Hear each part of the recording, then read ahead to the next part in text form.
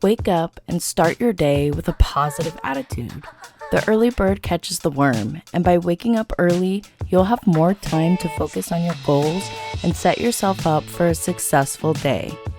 Take a deep breath and remind yourself that today is a new opportunity to be the best version of yourself. You got this.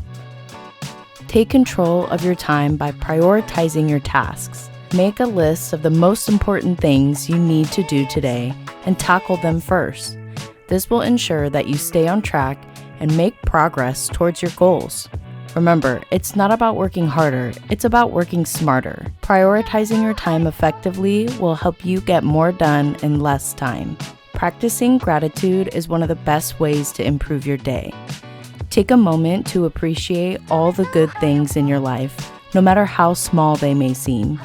This will help shift your focus from what's going wrong to what's going right.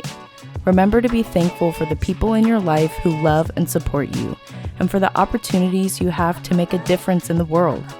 Gratitude will bring you a sense of peace and contentment that will make your day better. So wake up early, prioritize your time, practice gratitude. These are 3 things to help you improve your day. Take it one step at a time and be kind to yourself. You are capable of achieving great things, so go out there and have a great day.